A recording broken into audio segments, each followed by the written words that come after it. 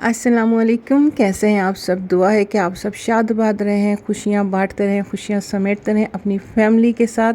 अल्लाह ताला के हिफ्ज़ व अमान में रहें। हर बुरी घड़ी से और बुरे वक्त से आपको, हम सब को अल्लाह ताला महफूज रखे। और जी बताएं, कैसे हैं आप सब? कैसा गुज़र रहा है आप लोगों के भी दिन? सर्दियाँ तकरीबन जो है ना कराची में ख़त्म ही हो चुकी थी और कोई बहुत ज़्यादा सर्दी यहाँ पड़ी नहीं। कोई एक हफ़्ता ही हुआ होगा कि बहुत तेज़ सर्दी पड़ी थी और फिर अब जो है ना कुछ दिन से बिल्कुल हल्की सी हो गई थी। मतलब कोई इतनी ख़ास सर्दी नहीं थी। बाहर निकलते थे तो गर्मी सी फील होती थी, धूप में भी नहीं बैठा जाता। लेकिन आज जो है, जिस वक्त मैं सफाई कर रही थी ना, तो बहुत ही ज़ोरों शोरों से जो है यहाँ पे कराची में बारिश स्टार्ट हो गई। और बारिश होने के बाद जो है ना ठंडक अच्छी खासी बढ़ गई। सुबह में तो बहुत ज़्यादा लग रही थी और मुझे डर था कि बस लाइट गई के गई। इस वजह से मैं जो है ना जल्दी जल्दी से जो है यहाँ पर सफाई कर रही थी कि लाइट जाने से पहले पहले जो है किचन कम से कम सिमट जाए। तो हमारे मुल्क में तो बारिश के दौरान लाइट का जाना ही बेहतर होता है, क्योंकि और कोई बेहतरी तो हम कर नहीं सकते। कम से कम इस तरह से कुछ जानी नुकसान होने से बच जाता है। तो बच्चे वगैरह जो है वो बाहर निकल जाते हैं। बच्चों को कौन कितना समझाए, बच्चों को कुछ समझ नहीं आता कि सर्दी का मौसम है या गर्मी का मौसम है। बस वो एंजॉय करने के लिए एकदम से बाहर निकल जाते हैं। तो फिर ये तार वगैरह होती हैं बिजली की, तो खुदा ना खास्ता कोई पोल पे या बिजली पे हाथ लगा दे तो फिर बेहतर है कि लाइट ही चली जाए। लेकिन कब तक, क्योंकि लाइट के दौरान इसके गिरने का ख़तरा होता है, लेकिन पानी तो एकदम नहीं निकलता ना। तो बेहतर है कि कोई मस्बत जो है इसका हल निकाला जाए कि अगर बच्चे बाहर निकलते हैं और पोल वगैरह में अगर करंट आता है तो उससे भी किस तरह से बचा जा सकता है, इसका भी एहतमाम करना चाहिए। और देखें, सफाई के दौरान ही आपको लगा होगा कि एकदम से लाइट चली गई। लाइट गई और फिर लाइट जो है काफ़ी लंबी गई थी। ऐसे नहीं कि थोड़ी सी चली गई थी। बारिश रुक गई, बारिश रुक के हुए भी काफ़ी टाइम हो गया, लेकिन बिजली जो नहीं आई। मुझे तो लग रहा था कि जब तक पानी जो है हमारे सिटी का निकल कर खुश्क नहीं हो जाएगा जब तक लाइट नहीं आएगी, क्योंकि हम यही बेहतर काम कर सकते हैं। इससे अच्छा हम कोई और काम सोच भी नहीं सकते। तो जनाब जल्दी जल्दी जो है काम शाम सारे हो गए थे। मैंने जो है ना हरी प्याज है वो ली थी और उसको भी ना मैंने धो के खुश कर लिया था, क्योंकि बाद में उसे मैं कट करके रख दूँगी। मुझे और मेरी बेटी को जो है ना ऑमलेट में हरी प्याज बहुत पसंद है, हमें बहुत अच्छी लगती है। तो बेटा भी जो है वो लाइट जाने की वजह से वो भी उठ गया था, तो उसे भी नाश्ता बना के दे रही हूँ। और आज आप देख रहे हैं ना, ये आपको बाहर जो है डाइनिंग टेबल पर आपको बैठा हुआ नज़र आ रहा है, क्योंकि वो रूम में नहीं जा सकते, लाइट नहीं है। तो वो अपना जो वो पसंदीदा बच्चों का ड्रामा है तारक मेहता का उल्टा चश्मा, बचपन से लेकर अब इतने बड़े हो गए तब भी इन्हें उस ड्रामे का कोई ना कोई एक एपिसोड ज़रूर देखना होता है। तो उसे मैंने अंडा पराठा बनाकर दे दिया है कि आप ये खाओ, जब तक मैं चाय बना रही हूँ। और चाय कैसी मज़ेदार लग रही है कि दिल चाह रहा है दोबारा से मैं ये चाय पी लूँ गाइस। और आज मैं पकौड़ों का एक प्रीमिक्स आप लोगों को बताऊंगी। अगर आप लोगों को पसंद आए तो आप उसे ज़रूर ट्राई कीजिएगा और रमज़ान आने से पहले एक बार ज़रूर बना के देखिएगा। आप चाहें तो उसे मिक्स करके पकौड़ों बेसन में भी रख सकते हैं, चाहें तो अलग बनाकर भी रख सकते हैं। अभी मैं 200 ग्राम बेसन के हिसाब से क्वांटिटी बताऊँगी। आपको ज़्यादा बनाना है तो आप ज़्यादा अपने हिसाब से कर लीजिएगा। तो वो प्रीमिक्स क्या है, तो चलिए मैं आप लोगों को बताती हूँ। अभी क्योंकि एक पाव से कम मैंने बेसन लेना है, उसमें उसके हिसाब से मैं ये बना रही हूँ। 1 टेबल स्पून मैंने पिसी लाल मिर्चें ली हैं, half tea spoon, quarter tea spoon मैंने हल्दी ली है और 1 टीस्पून नमक लिया है। 1 टेबल स्पून साबुत धनिया लेके उसको हल्का सा जो है ना मोटा सा कूट लिया है, मतलब बहुत ज़्यादा पिसा नहीं, तोड़ लिया है समझो। फिर वो जितना बना वो सारा मैंने इसमें डाल दिया है। और साथ ही जो है ये थोड़ी सी मैंने अजवाइन ली है। अजवाइन ज़रूर डाला करें बेसन में पकौड़े बनाते वक्त, क्योंकि पेट में दर्द हो जाता है या किसी भी तरह से बेसन जो है नुकसानदेह होता है, गैस वगैरह की प्रॉब्लम कर देता है। उसमें फिर क्वार्टर टी स्पून या 2 चुटकी के मुताबिक जो है अजवाइन को उसमें मैंने हथेली पे पीस के डाल दिया है। क्वार्टर टी स्पून या हाफ़ टी स्पून मैंने इसमें लहसुन पाउडर डाला है। ये जो टेबल स्पून है ना, ये थोड़ा बड़ा सा है, इसलिए आपको इसमें कम कम लग रहा होगा। और इतना ही मैंने इसमें half tea spoon chicken powder add कर दिया है। ये एक प्रीमिक्स है जो कि काफ़ी टेस्टी से बनते हैं पकोड़े। यहाँ पर मैं कसूरी मेथी भी इसमें ऐड कर रही हूँ। कसूरी मेथी आप 1 टीस्पून भी ऐड कर सकते हैं, ये थोड़ी कम ज़्यादा हो जाए तो कोई प्रॉब्लम नहीं है। कसूरी मेथी भी मैंने इसमें ऐड कर दी है। साथ ही 2 चुटकी के बराबर पिसा गरम मसाला ये भी ऐड कर दिया है। और अब साथ ही मैंने इसमें चाट मसाला, आप इसे हाफ़ टी स्पून भी डाल सकते हैं और 1 टीस्पून भी डाल सकते हैं। अब इन तमाम मसालों को अच्छी तरह से मिक्स कर लेना है। आपने देखा होगा मैंने इसमें बेकिंग सोडा ऐड नहीं किया है, तो वो अगर आपको ऐड करना हो तो बेसन में नहीं, मसाले में नहीं, बेसन में 1-2 चुटकी ऐड कर सकते हैं। तो ये 200 ग्राम के बराबर जो है बेसन है। तो ये मैंने अभी अभी पैकेट खोला है, तो इसमें कोई कीड़ा वगैरह कुछ नहीं है। लेकिन जब आप बेसन लें और खुला लें तो उसे ज़रूर छान लीजिएगा, और फिर उस छानने से क्या होता है कि गुठलियाँ भी नहीं पड़ती। अब मैंने इसमें 2 से 3 टेबल स्पून भर के जो है ना रोटी बनाने वाला जो आटा है वो मैं मिक्स करती हूँ। मैं लाजमी मिक्स करती हूँ क्योंकि ये टिप मुझे एक पकौड़े वाले से ही मिली थी। मार्केट में मैं गई ना तो पकौड़ों की इतनी कोई हर तरफ खुशबू इतनी ज़्यादा फैली हुई थी। हम भी बनाते हैं, खुशबू होती है, पर इतनी नहीं। मैंने उनसे पूछा क्या वजह है कि इतनी पकौड़ों में आप लोगों की खुशबू है, तो वो मैंने कहा कि हम जो है इसमें आटा भी मिलाते हैं, तो आप भी जब पकौड़े बनाया करें ना तो रोटी पकाने वाला जो आटा होता है ना, थोड़ा सा वो ज़रूर शामिल कर लिया करें। तो जब से मैं शामिल करती हूँ। अब जो मैंने प्री मिक्स बना के रखा था ना आटा, जब मैंने अच्छे से मिक्स कर लिया, इसमें दोनों चीज़ें मिक्स कर ली, गुठलियाँ वगैरह इसकी ख़त्म करनी है, और साथ ही साथ जो मैंने ये मसाला बना के रखा था वो भी डाल दिया है। अब ये मसाला आप चाहें तो अलग से बना के एक जार में बना के रख लें, आप चाहें तो 1 किलो या आधा किलो बेसन के हिसाब से बनाएं और उसमें मिक्स कर लें। बहुत ज़्यादा मिक्स करके नहीं रखना चाहिए बेसन। कोई सोचे रमज़ान में अगर हम 5 किलो हमारा बेसन लगता है तो 5 किलो में ही मिला लें, नहीं, इतना नहीं मिलाना चाहिए।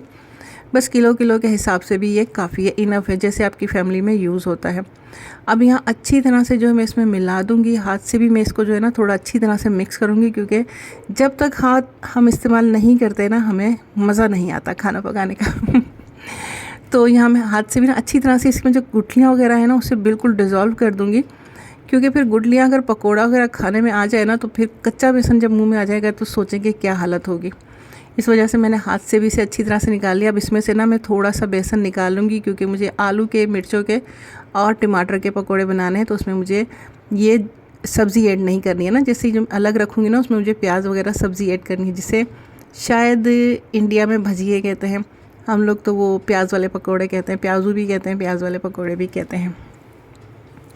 तो ये हमारा प्रीमिक्स जो है तैयार हो गया है, और ये थाली मैंने बना ली है। जो भी मैंने पकौड़ों में मसाले इस्तेमाल करने हैं ना, आप रमज़ानों में, ये आप लोगों के लिए बेहतरीन टिप है प्रीमिक्स के बाद, कि जब भी आपको पकौड़े बनाने हो, जिस चीज़ के बनाने हो उसकी एक थाली में पहले से तैयारी करके रख लें। और ये एंड टाइम का इसका इंतज़ार नहीं कीजिएगा, ये पहले से करके रखना है। जैसे कि हरी मिर्च में मैंने चाट मसाला भर के रख लिया, टमाटर में से बीज निकाल के इस पर भी चाट मसाला लगा के रख लिया है। मुझे बहुत पसंद है टमाटर के पकौड़े।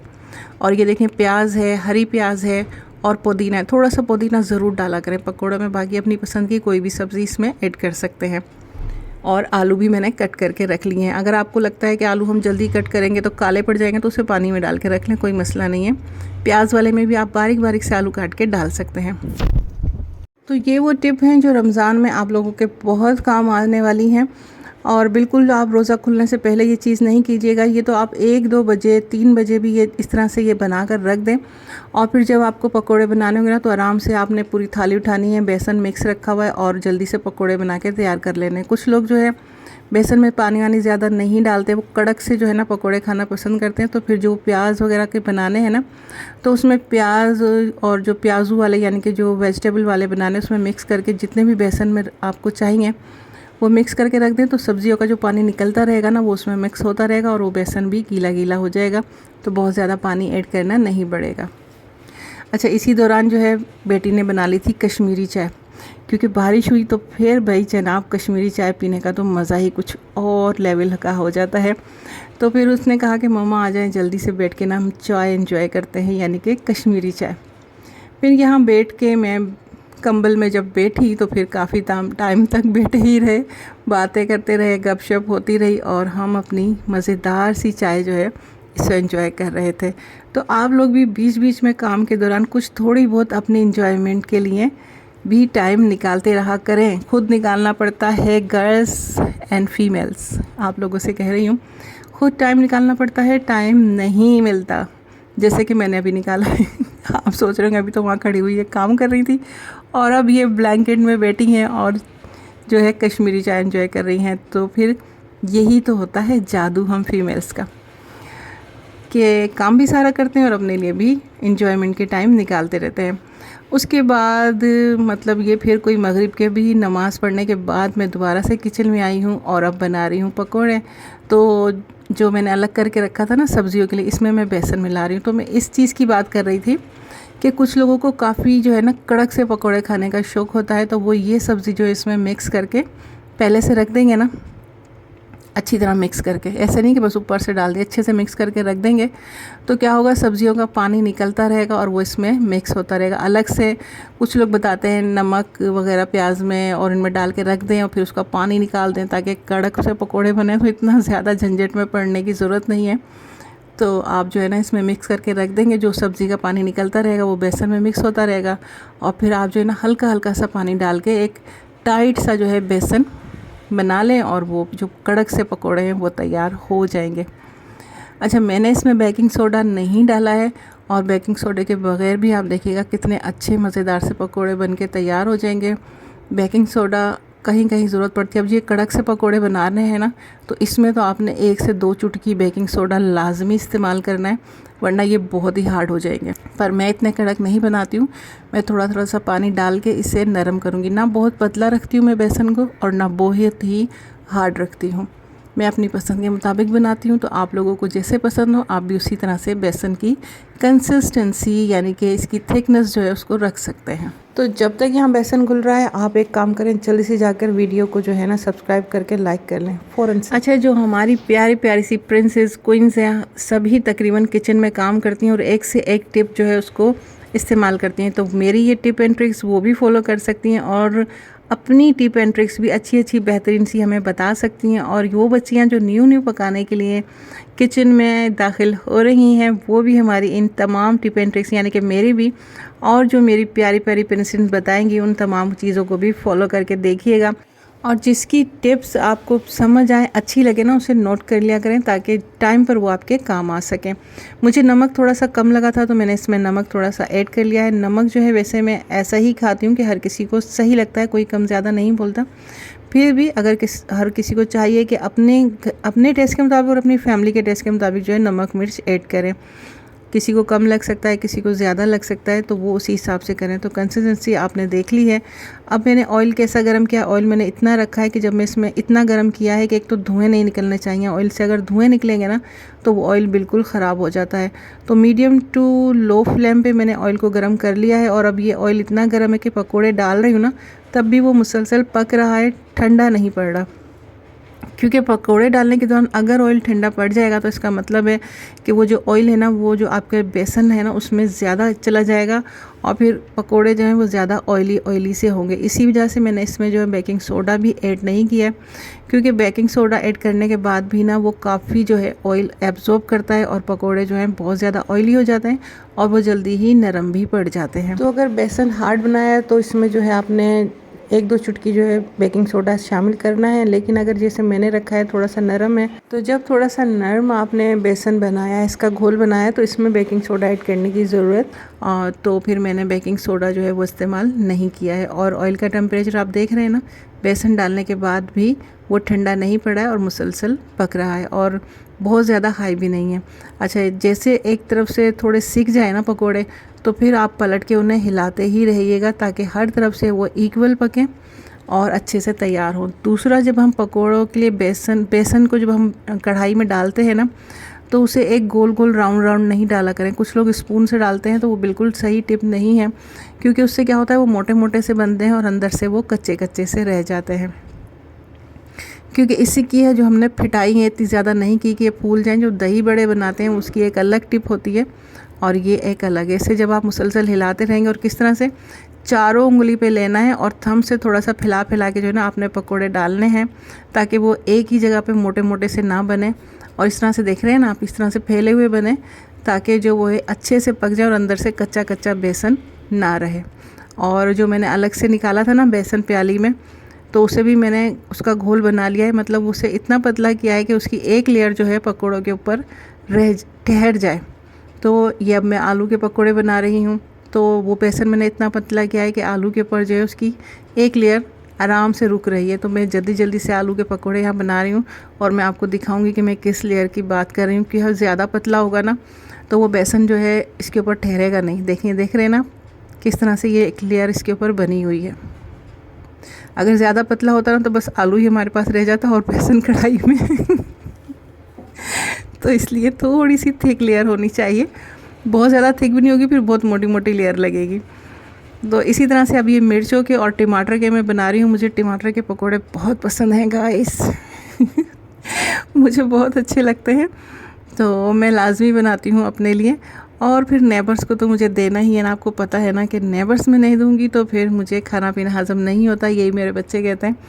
तो ये जो पकोड़े मैंने जितने बनाए थे ना, जो मैं आपको अभी एक थाली दिखाऊंगी, तो माशाल्लाह से बच्चे ही खा गए थे। फिर मैंने अपने और अपने नेबर्स के लिए जो है मज़ीद थोड़े से अलग अलग बनाए थे, क्योंकि जब रमज़ानों में रेगुलर बनते हैं ना, फिर तो दिल भर जाता है।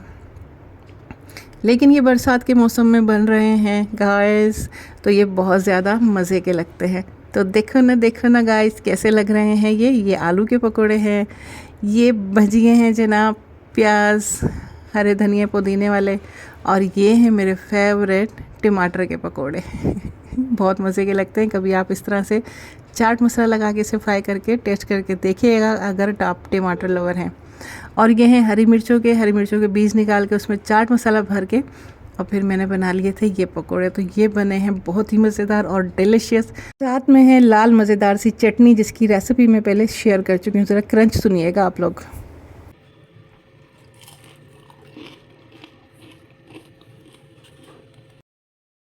तो बने हैं ना मज़ेदार से पकोड़े। तो आप इन तमाम टिप एंड ट्रिक्स को फॉलो करके इस रमज़ान में बना सकती हैं बहुत ही मज़ेदार से पकोड़े, सेव कर सकती हैं अपने टाइम को। तो आप लोग भी अपनी टिप एंड ट्रिक्स ज़रूर शेयर कीजिएगा कि आप किस तरह से अपने टाइम को सेव करती हैं और बनाती हैं मज़ेदार से पकोड़े। और अभी तक चैनल को सब्सक्राइब नहीं किया तो प्लीज़ जल्दी से कर लीजिए, और लाइक शेयर और कॉमेंट तो बनता है। जो मेरी इंडियन और पाकिस्तानी ऑडियंस ज़्यादा है, और इसके अलावा भी जहाँ कहीं मुझे देखा जाता है, तो उन सबसे रिक्वेस्ट है कि मेरे चैनल को ज़्यादा से ज़्यादा शेयर करें और सब्सक्राइब करवाएं अपनी फैमिली फ्रेंड से। अपनी तरफ से मैं बहुत ज़्यादा कोशिश कर रही हूँ, आप लोगों का साथ भी रहेगा तो इंशाल्लाह कामयाबी मिल जाएगी। तो ढेर सारी दुआओं के साथ इजाज़त दीजिए, फिर मिलते हैं। अल्लाह हाफ़िज़।